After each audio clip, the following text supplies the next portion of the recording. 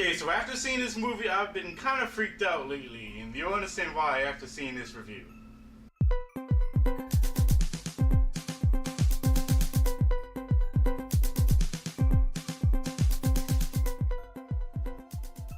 Hey guys, thank you for joining the quest again today. I'm your host Marquise Underwood, and today I'll be reviewing Snowden. Yep, this is a movie that stars Joseph Gordon-Levitt and Shailene Woodley. It's directed by Oliver Stone, and basically it's about Edward Snowden and how he found out that the US government has been spying on the people illegally. And while this movie kind of takes place over a span of 10 or so years, from 2004 up to the whole, the Snowden leaks of 2013, it kind of starts off like a typical movie. Basically, you find out the guy wants to be a part of the army or so, but he's just unfit physically to do it. Gets injured and all, so he just starts to become like a programmer, work for the CIA in that sense. And through that, he kind of learns over time through mentors and people that he comes across that there's some stuff that the U.S. public does not know, and that really nobody else in the world knows. And so he's kind of treading water here, trying to figure out should he leak this, should he not, because he knows what happens to the people that try to leak the information and all. But at the same time, he feels that it's an obligation to do it for the U.S. to know, and for the people to know, the citizens really to know what's going on, because he believes that we as people have a right to understand what the hell is going on with us. And this movie freaked me the hell out. I mean, you have cameras coming on out of nowhere, microphones coming on out of nowhere. Basically, everybody's connected. At this particular moment, even though your cell phone's turned off, some way, somehow, it can still be turned on and you wouldn't even know it. Same thing with the camera. And I mean, this movie really was like an eye-opener experience, because I know in the past, with some apps like Facebook and Instagram, if you go into the settings and you actually look at what the app does, it says things like you're allowed to use the microphone even when you're not using it, you're allowed to turn the camera on even when it's not being used. So it's really freaky to know that as much as we depend on technology, how we're really just at the mercy of other people for the most part, and that's just really weird and strange. The acting in this movie was great. I thought Joseph Gordon-Levitt was amazing in this movie. I'm a big fan of Joseph Gordon-Levitt, and I never saw the Citizen4 documentary until after the movie, so I didn't really have no bias or anything going into it. I didn't really know that much. But Joseph Gordon-Levitt, he definitely portrayed Ed Snowden really well. He looked just like the guy, from the facial hair, the glasses, even the voice. I noticed during the movie something was different with his voice, and it was a little bit deeper. And after watching Citizen4 after this movie, you understand the voice thing kind of matters, and it actually works. I thought Joseph Gordon-Levitt did a pretty good job with that. I thought Shailene Woodley did a great job too. Definitely one of her best performances out there. I do think she has some better ones in the indie circuit, but here definitely better than anything you've seen in the Divergent series, if that's the only thing that you're exposed to of her. But I thought she was a great fit and great combination with Joseph Gordon-Levitt in this movie. We also get some glimpses of Nicolas Cage as like a backup guy that kind of inspires Snowden. I thought he was pretty good too. It's amazing to see him do these good roles every once in a while, even though he has to do these crappy ones just for some monetary value due to his financial situation. But I thought Oliver Stone, I'm a fan of his work. I did see Bourne to the 4th of July. I haven't really seen nothing recently like Alexander or anything else that came out within the past 10 or so years that I can remember. But I'm a fan of his work, and I think he's a pretty good director. I always wanted to see natural born killers. Trust me, that's on my to-do list. But here, I felt that the directing was pretty good. Nothing really outstanding, but the cinematography and everything kind of fit the mode of the movie. You get some lighting shots that kind of show shadows or doubts on certain situations. Lighting where maybe it's exposure for a certain situation. I thought that was pretty cool. I thought he directed the actors pretty well too. And I can honestly see Shailene Woodley and Joseph Gordon-Levitt getting nominated for Oscars if that does happen. I don't think it will win, but I do and can see them being nominated. I wouldn't really be surprised, to be completely honest. I felt that this movie was a really good biopic.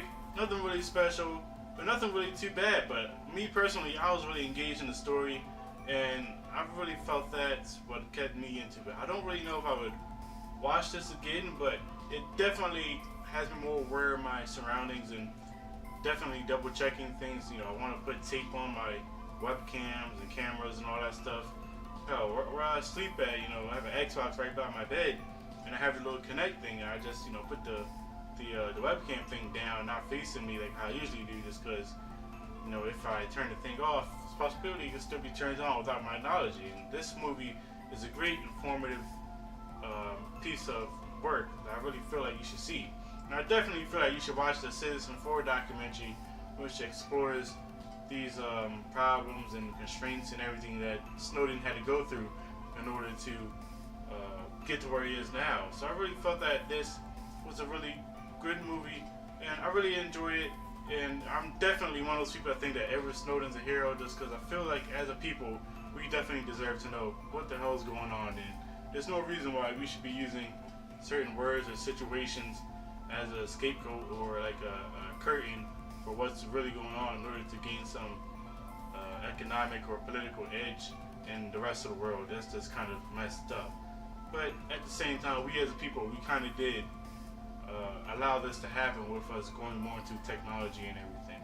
So there's pros and cons of both, and you definitely understand both sides. I feel like this movie was definitely very objective as much as possible in order to not favor one situation or party versus the other. I think it lets you decide as a person, is he a hero, is he a bad guy, is the government doing, is it right, is it wrong? So I really like how this movie tackled the political things and the themes that it covered. So for that, I have to give this movie an A-. I'm gonna give it a 4 out of 5. I don't know if I'll watch it again, but I definitely loved it. I really liked the themes and the questions that it presented, as I felt that it was going to do, because Oliver Stone movies tend to go for this whole political thing and have us talk about certain situations that we don't really, you know, talk about that much. So I really did enjoy this movie, and I hope you guys check it out if you can. And like I said, I wouldn't be surprised if this gets some Oscar buzz. Also, I saw a few more movies during the week. I saw The Disappointing Rooms. Personally, I think the movie was crap, to be honest. I was very confused. It's a horror movie.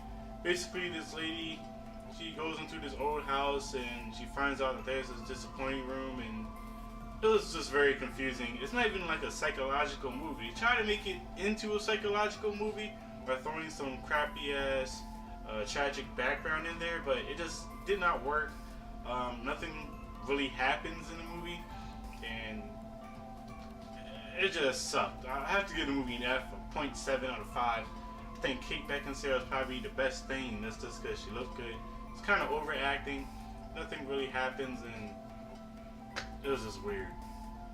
I also saw the Jason Bourne movie. Now, I saw the first 2 Jason Bourne movies. I didn't see the third one or the last one with Jeremy Renner. But I really did enjoy the first 2, and I really like how the shaky cam was done. I think that was the first movie to do shaky cam, if I am correct.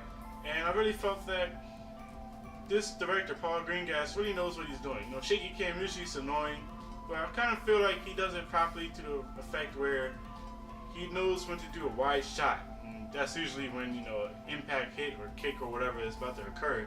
You want to go to a quick wide shot so I see what the hell is going on. So my eyes never hurt during the fighting scenes, which is the main reason why I wanted to see this. But the story too was pretty good too, and kind of fit what I already knew of it. I'm kind of sad some characters that I, you know, loved and cared about from the previous movies, what happened with them. But I kind of felt that the new people were kind of good too. Tommy Lee Jones kind of plays a bad guy, kind of, and I liked him. So kind of something different for him. Yes, he is playing like a very serious role as he normally does, but I kind of feel like it still works for him. But Alicia Vikander, I kind of thought you could have cast anybody in her role. She didn't really bring nothing new or nothing outstanding to the performance. I kind of felt like she was just there just to be there just because she's an up-and-coming actress, but I didn't really feel like her acting was really put to the test here. Barely any interaction between her and Matt Damon's character, and I just felt that you could have just had somebody else. I did like her in the movie, but she could have been replaced, and I kind of felt it was a waste of talent. But I did like the movie. I did like the plot. I did like how it kind of connected to the other ones from what I saw, and I really did like the movie. It's not great. It could have been better, but it was a pretty good movie and a nice time. I'm giving the movie a B, a 3.5 out of 5. Like I said, I liked it. I think you should check it out, especially if you're a fan of the original Bourne movies, since I haven't seen the third one or the one with Jeremy Renner. But I thought it was a nice movie, and it's definitely in my top 10 most anticipated movies list. And I kind of got what I wanted, to be completely honest. So that's saying something. Also, I have a video coming out soon with my summer reviews of TV shows and things of that nature. Make sure some Netflix shows with some shows I saw during the summer. And just to get that whole thing started, I'll do a review right here of The Get Down, the Netflix show. I think it came out about a good 2-3 weeks ago.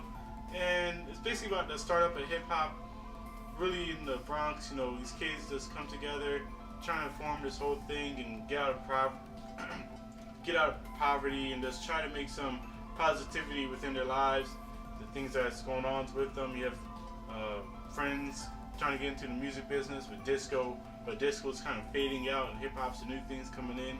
We have some political things that are happening with the mayor elections and all that kind of shaping the future of the city of New York. And you really just follow this crew and this guy who is like a leader. He's kind of out there. He's different from the other people. He kind of uses his brain and he's kind of making it in the world, really. And we also have some other people, Shaolin, who I felt was the best character in the show. I really liked him. We liked some references from Grandmaster Flash. I really like how they used him. He was more like an actual Grandmaster that you would see in like an Asian Kung Fu movie type thing. Really philosophical and things of that nature. And I really did like the show. I kind of felt that it kind of repeated itself after a while. You kind of keep seeing the same things over and over. And some things just didn't work for me, really. But I did like the show, and I think they're doing a season 2, like a continuation. So I'm curious to see what they would do. But I thought it was a nice startup show, and I liked it, especially as a fan of hip-hop and kind of knowing the history of what happened, how it started, things like that. I definitely did like this show. I give it a 3.7, a B+. There's definitely some potential there, and definitely the work of having some people that actually know the hip-hop game like Nas, that definitely helps bring some authenticity to the program. So I'm definitely on the lookout for it. I think you should check it out too if you're a fan of hip-hop and want to know about how it started, the beginnings, and that type of era. So, have you seen any of these movies or the TV shows? If you're new, you want to hit the comment section. You want to let me know what you think about this. You also want to hit the like button for this video. You want to hit the subscribe button for this channel. And you want to join the quest.